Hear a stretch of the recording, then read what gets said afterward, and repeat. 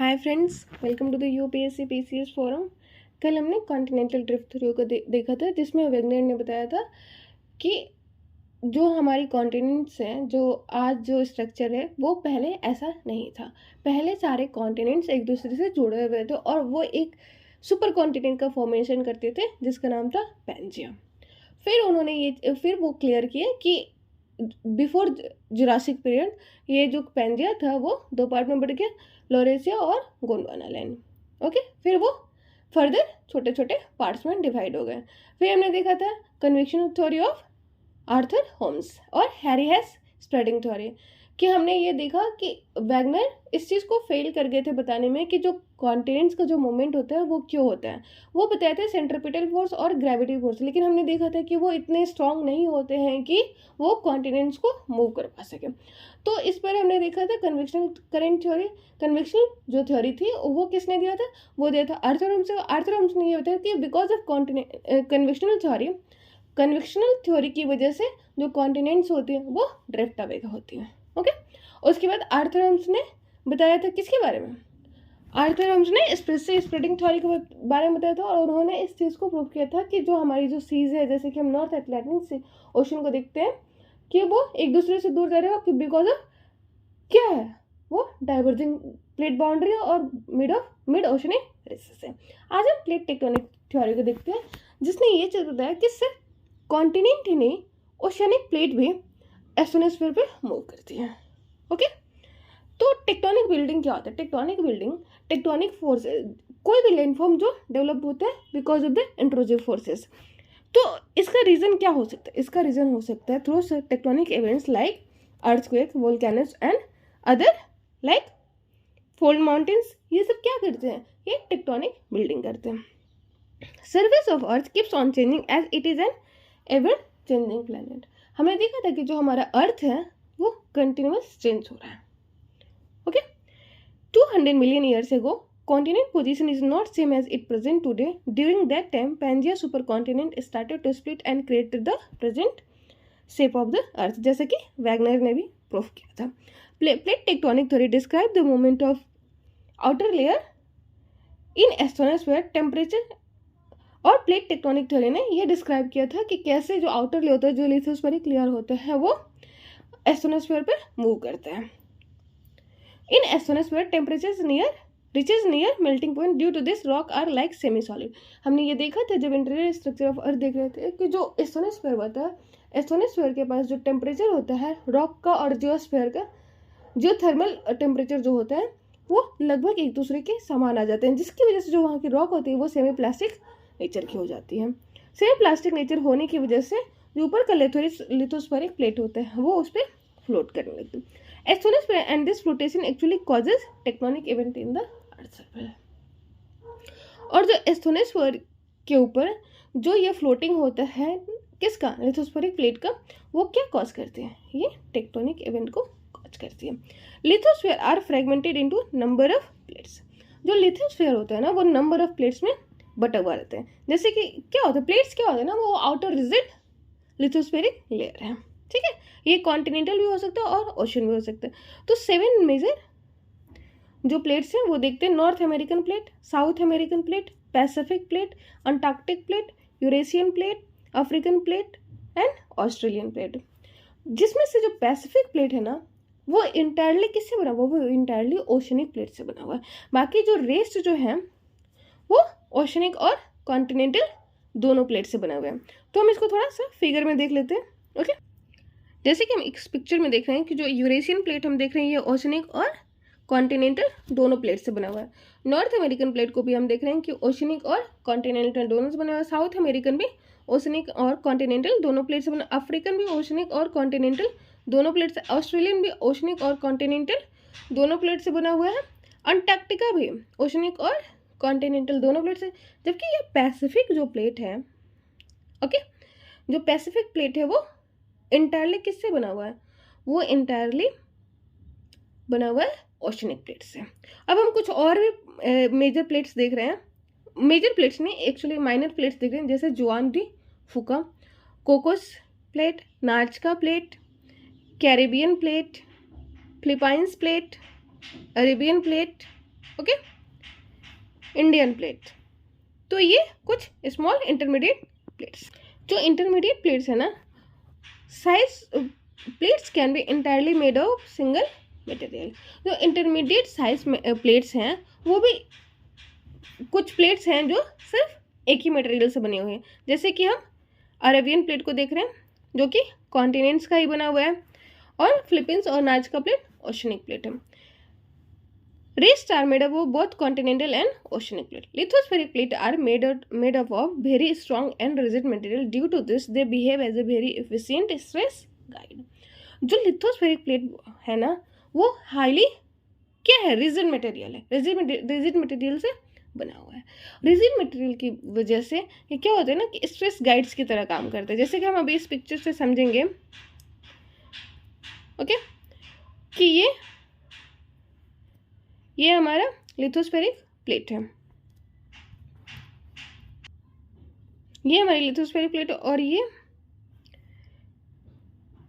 हमारे lithospheric whole, और ये प्लेट्स हैं, ठीक है। और प्लेट्स जो एक दूसरे से इंटरलॉकिंगली जोड़ी हुई है, तो deformation taking place at margin and can be transferred other margin, but interior plates remains because of stress guide nature of किसका, straight guide nature of lithospheric plate.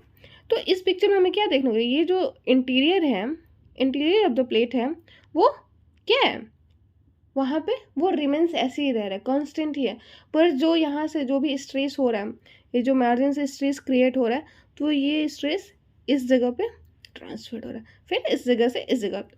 तो as plates are very strong and rigid, so tectonic events not able to affect plate interior. Due to this most of the tectonic event occur at the boundary of the plate.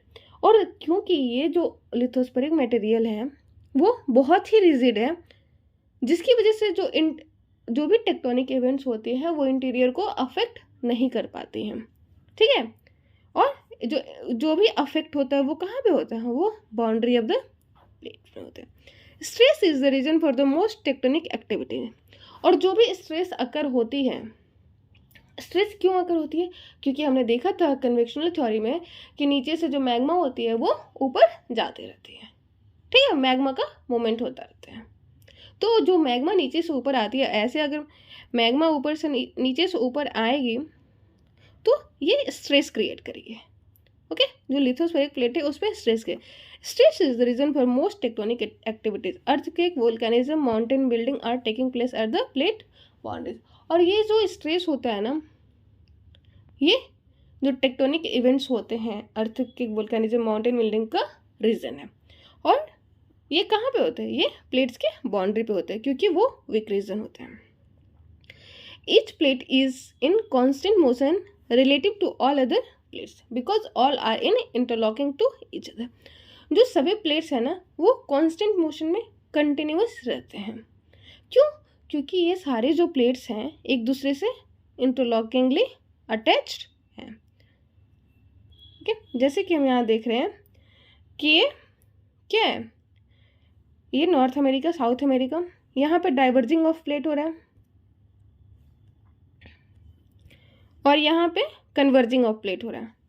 इस reason पे यहाँ पे divergence हो रहा है, और इस reason पे कन्वर्जेंस हो रहा है, सॉरी ये गलती से कन्वर्जेंस, यहाँ पे डाइवर्जेंस हो रहा है, okay. If places are located on same plate, distance between this plates would not be plate नहीं होगा यहाँ पे, this point would not be change because entire plate is moving. अगर मान लीजिए कि मान लीजिए ये नॉर्थ अमेरिका, साउथ अमेरिका पे कोई पॉइंट्स एक यहाँ पर है और एक यहाँ पर है, तो इनके बीच का डिस्टेंस कभी चेंज नहीं होगा, क्योंकि इंटायरली एक ही प्लेट है, ठीक है। लेकिन अगर ये एक पॉइंट, एक प्लेस यहाँ पे है, एक प्लेस यहाँ पे, तो इनके बीच का जो डिस्टेंस है वो चेंज हो जाएगा, क्योंकि ये डाइवर्जेंट प्लेट दो अलग अलग जगह पे और दो अलग अलग प्लेट, और दोनों ही प्लेट्स एक दूसरे के अपोजिट में मूव कर रही है, ठीक है। तो इनके बीच का जो डिस्टेंस है वो बढ़ जाएगा। तो if places are located on same plate, distance between this plates would not be change because entire plate is moving, but if they are located on two different plates their distance will change, okay. 3 types of interaction at the plate boundaries. 3 type का interaction होता है, कहाँ पर, plate के boundary. Most of the moderate to strong earthquake are located on the plate margin, but some activities occur at interior, but this is rare. Most of the volcanoes are located on the plate margin.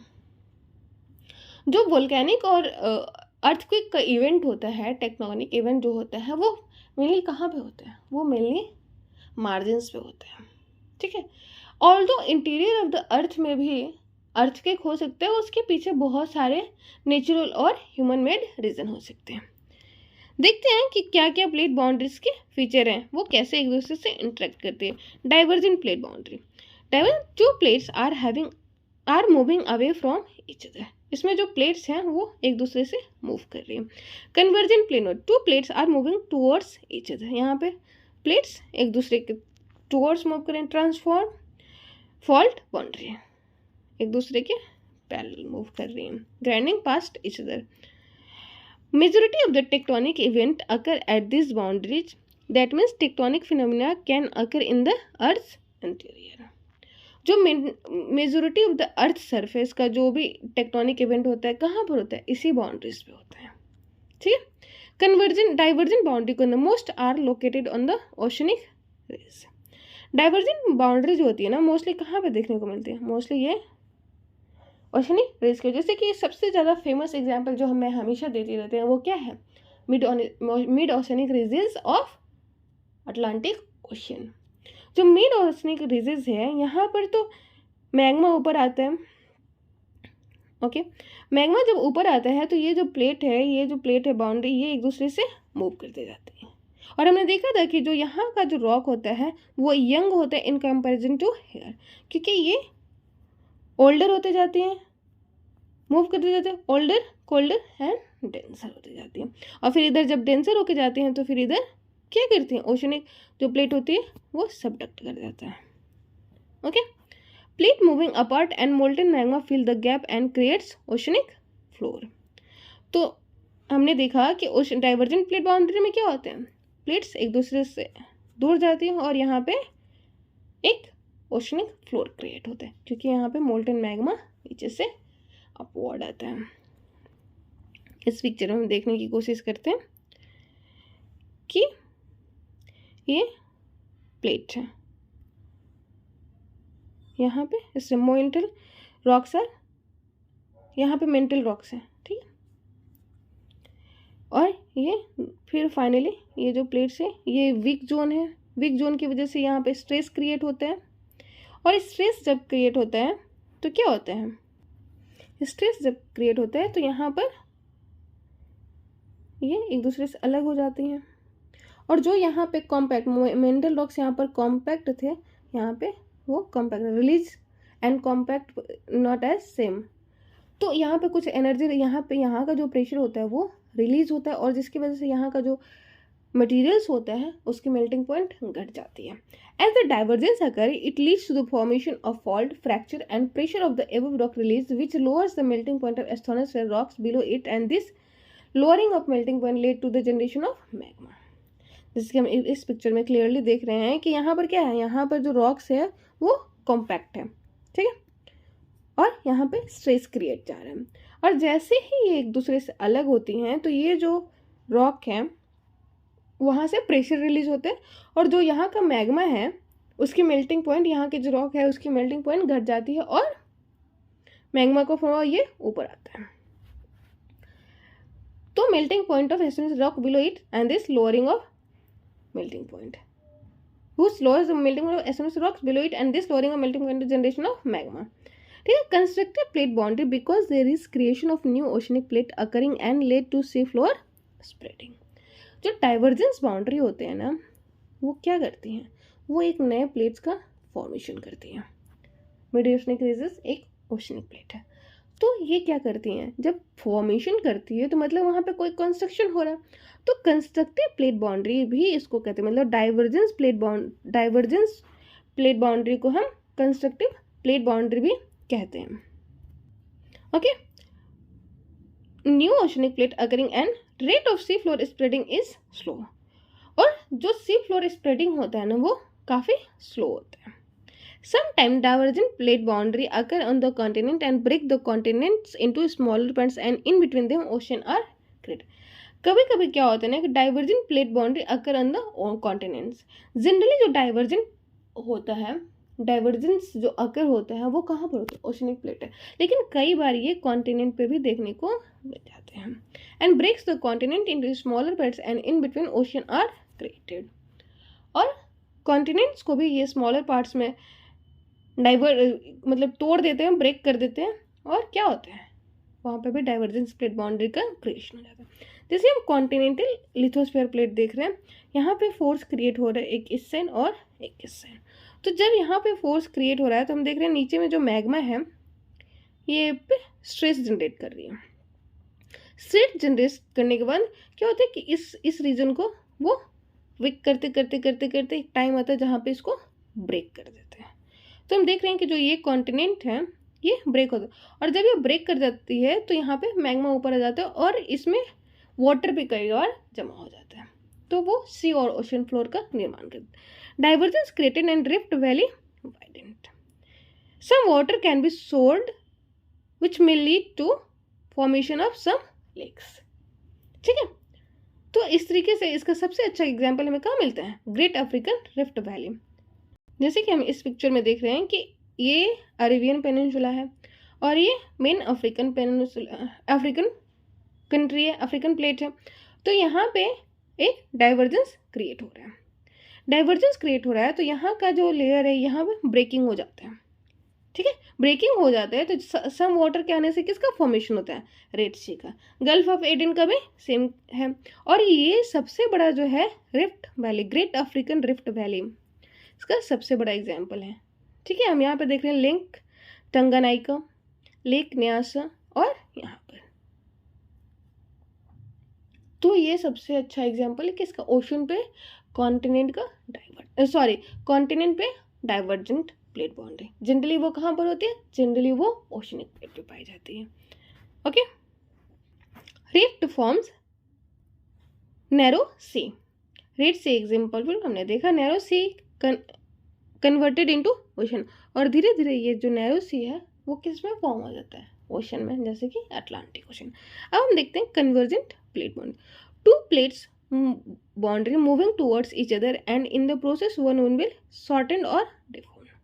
इसमें क्या होता है ना कि जो दो plate होती है वो एक दूसरे के साइड मूव करती है, और एक दूसरे के साइड जब मूव करती हैं तो यहाँ पे या तो सबडक्शन होता है और कॉलिजन होता है.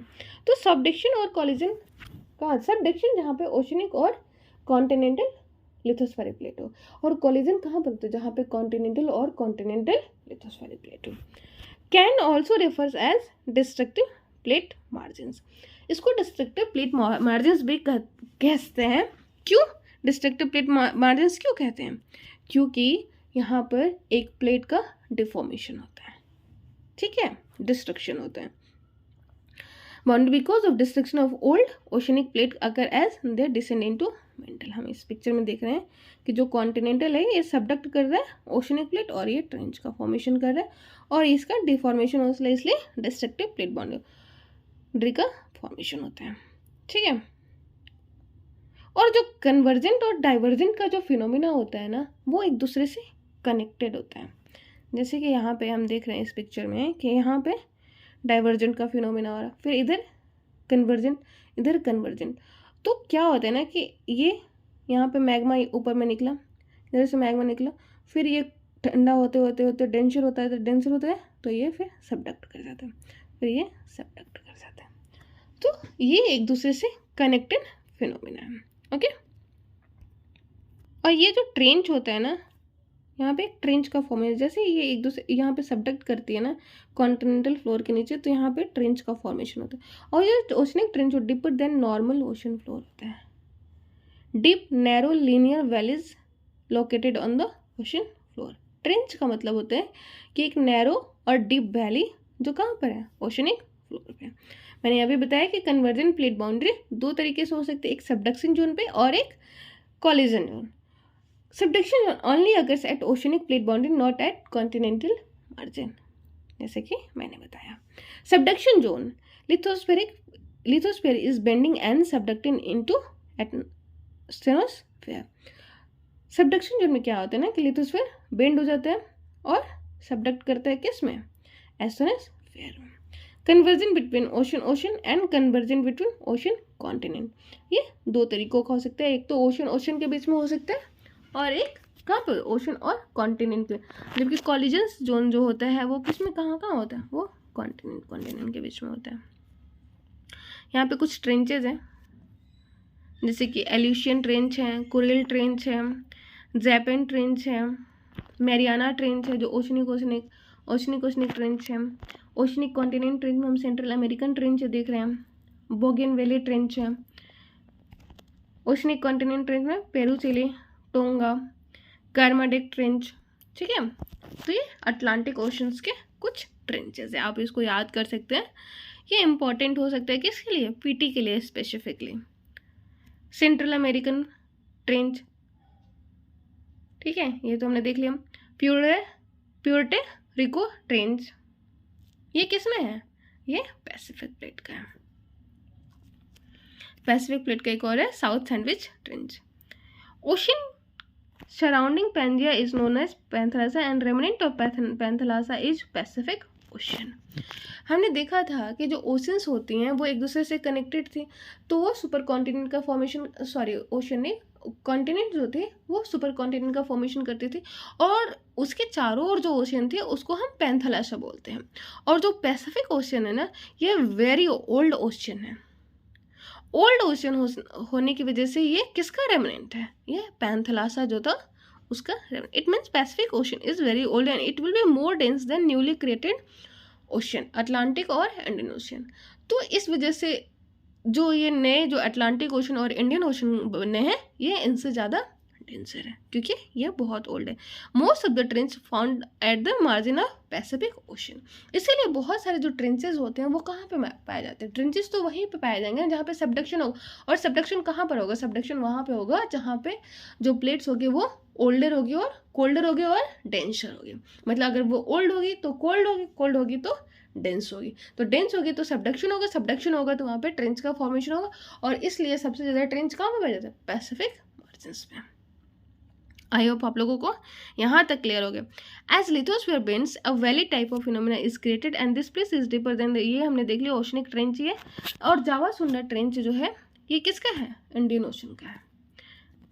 रीजन फॉर सबडक्शन, सबडक्शन का रीजन क्या है, डेंसिटी ऑफ एस्थेनोस्फीयर क्या होते हैं 3.25 ग्राम पर centimetre cube. Density of continental lithosphere 3.1 ग्राम पर सेंटीमीटर क्यूब। ओशनिक लिथोस्फीयर का 3.28 ग्राम सेंटीमीटर पर क्यूब। तो हम यहाँ पे क्या देख रहे हैं, जो ओशनिक प्लेट है उसका जो डेंसिटी है वो सबसे ज़्यादा है और सबसे ज़्यादा होने की वजह से वो सबडक्ट कर जाता है, ठीक है। Oceanic lithosphere become older then colder and then denser, okay. जैसे ही ये डेंसर होती है ना तो जो ग्रेविटी होती है वो इसको पुल डाउन करती है एक डोमिनेंट फोर्स से। If density of subduction plate is lower than the angle of subduction then it will be gentler, then angle of subduction will be gentler। मतलब कि density of subducting plate is lower than the angle of subduction, अगर density कम होगा तो angle of जो subduction होगा वो कम होगा। But when density becomes higher angle of subduction become higher. Density is directly proportional to angle of subduction, मतलब जितना ही ज़्यादा डेंसिटी होगा उतना ही ज़्यादा एंगल ऑफ सबडक्शन होगा। While subduction other phenomena of formation of volcanic arc occur simultaneously, जैसे ही ये सबडक्शन होगा तो यहाँ पर जो मैग्मा है ये ऊपर आना स्टार्ट कर देता है, ऊपर आना स्टार्ट करते यहाँ पे वोल्केनिक आर्क का फॉर्मेशन होता है, ठीक है। क्योंकि यहाँ से कई बार ऐसा होता है ना, कई बार नहीं ये होता है कि जो ये ओशनिक प्लेट यहाँ से मूव करिए तो इसके साथ सम वाटर भी जाते हैं और जब वाटर साथ में जाते हैं तो वो क्या करते हैं, यहाँ का जो रॉक्स होता है उसके मेल्टिंग पॉइंट को घटा देते हैं, तो मैग्मा का जो फॉर्मेशन होता है वो ज़्यादा हो जाता है। And this water driven out it leads to the partial melting of peridotite, okay. Volcanic arc, why arc related with property of sphere and when subduction occur earth resource shape will be arc। Volcanic arc type ही क्यों formation होता है? Arc का formation इसलिए होता है कि क्योंकि अर्थ का जो सरफेस होता है वो क्या होता है, स्फेरिकल होता है, तो इस पे ऐसे ऐसे आर्क बनता है, इसलिए हम इसको आर्क बोलते हैं। इसका जो वोल्केनिक आर्क का फॉर्मेशन होता है ये दो टाइप से होता है। कैसे कैसे? ओशन ओशन कन्वर्जेंस होगा, ओशन कन्वर्जेंस होगा तो यूरेशियन प्लेट, हम पैसिफिक प्लेट का एग्जांपल देखते हैं, फिर यहाँ पे पैसिफिक प्लेट सबडक्ट करती है, मैग्मा का जनरेशन होता है, ऊपर आता है और ये आइलैंड का फॉर्मेशन करता है, आइलैंड आर्क। और इसके एग्जांपल्स क्या क्या है? इसके examples Aleutian island, Japan island, Kuril island, Philippines island, Indonesian island, Caribbean, Barren and Narcondam island. जो बैरन और नारकोंडम आइलैंड है ना हमारे, वो वोल्केनिक आर्क के फॉर्मेशन है, मतलब वो वोल्केनिक आर्क है ना, ठीक है। लेकिन जो हमारे जो मेनलैंड अंडमान निकोबार है ना, मेन अंडमान निकोबार, वो वोल्केनिक आर्क नहीं है बल्कि वो एक्रेशनरी वेव्स है। इसको हम देखते हैं कि अगर ये जो प्लेट है इसको हम अच्छे, यहाँ पर हम देख रहे हैं कि ये सबडक्ट कर रही है, ओशन सबडक्ट कर रही है। जब ये सबडक्ट कर रही है तो यहाँ पे वोल्केनिक आर्क का फॉर्मेशन होता है, यहाँ पे एक नए मैग्मा और वोल्केनिक। तो यहाँ पर जो ओशन बेसिन है तो यहाँ पे भी तो कुछ सेडिमेंट्स होंगे, और ये जो सेडिमेंट्स है जब इसके कांटेक्ट में आते हैं, जो ये और सबडक्शन जब इस जोन का होता है तो यहाँ पर एक्रेशनरी वेव्स का फॉर्मेशन होता है। हम यहाँ देखते हैं कि ये सबडक्ट कर गया, सबडक्ट के तो यहाँ के जो सेडिमेंट्स थे वो एक्रेशनरी वेव्स का फॉर्मेशन करते हैं। तो हमारा जो अंडमान निकोबार आइलैंड है वो एक्रेशनरी वेव से, वो सेडिमेंट से बना हुआ, वो सेडिमेंटरी रॉक से बना हुआ है। तो इस अंतर को आप ध्यान रखेंगे। और ये जो वोल्केनिक आर्क यहाँ पे फॉर्मेशन होता है ये एक दूसरे के पैरेलल होंगे।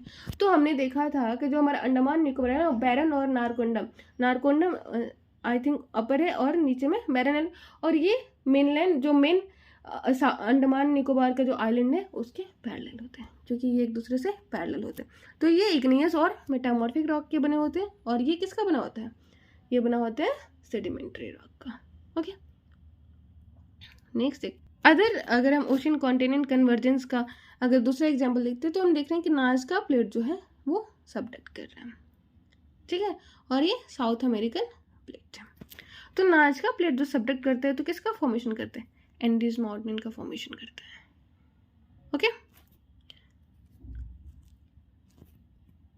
सो आई होप आप लोगों को यहाँ तक समझ आया होगा ओशन कन्वर्जेंस क्या होता है और ओशन कॉन्टिनेंट कन्वर्जेंस कैसे होता है। कल हम कॉलिजन जोन को देखेंगे कि कैसे कॉन्टिनेंट के बीच में कॉलिजन होते हैं, ठीक है। उसके बाद हम ट्रांसफॉर्म बॉन्ड के बारे में भी पढ़ेंगे। Okay friends, bye, good night. Channel को ज़रूर सब्सक्राइब करें और शेयर भी करें और रिकमेंड भी करें अगर आपको कोई नया टॉपिक चाहिए तो। Thank you so much, bye, good night.